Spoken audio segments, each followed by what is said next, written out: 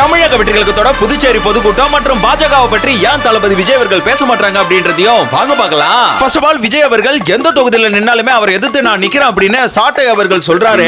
இல்ல நான் தெரியாம தான் கேக்குறேன், தமிழகத்துல ஏதாவது ஒரு தொகுதியில 5-6 முறை எம்எல்ஏவா இருந்தாரா இல்ல எம்பியா இருந்தாரா? சாட்டை அவர்களே, உங்களோட தலைமையே எம்எல்ஏவா இல்ல, நீங்க ஏன் சும்மா காமெடி பண்ணிட்டு தெரியுறீங்க? இங்க போட்டி ரெண்டே 2 பேருக்கு தான், ஒன்னு சீமான், இன்னொன்னு சாட்டை. இதுக்கு இடையில யாருமே காமெடி பண்ண கூடாது.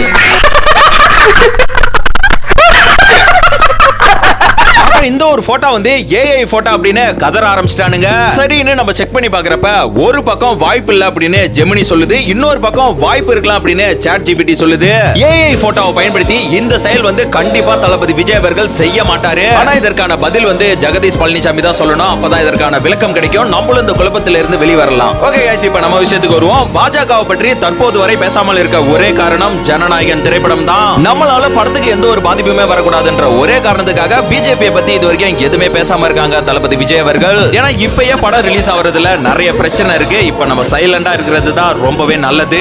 அடுத்து டிவிக்கோட புதுச்சேரி பொதுக்கூட்டம் டிசம்பர் 9 வந்து கன்ஃபார்ம் ஆகிடுச்சு. உப்பளம் துறைமுக மைதானத்துல தான் நடைபெற இருக்கு. தமிழக வெற்றி கழகம் அடுத்த கட்டத்தை நோக்கி நகரும் தருணம். சோ குழந்தைகள், கர்ப்பிணி பெண்கள்லாம் இந்த பொதுக்கூட்டத்தை தவிர்த்துக் கொள்ளுங்கள். நம்ம தமிழக வெற்றி கழகம் சார்பா பாதுகாப்பு படையினரும் இருப்பாங்க. இருந்தாலும் எல்லாரும் சேஃபா போயிட்டு வாங்க. நல்லபடியா நடந்து முடியணும். நல்லதே நடக்கும், நல்லது மட்டுமே நடக்கும். சோ இந்த வீடியோக்கு கீழே புதுச்சேரியில சிங்கம் களம் இறங்குது அப்படின்னு மறக்காம கமெண்ட் செக்ஷன்ல சும்மா சதற விட்டுக்கோங்க.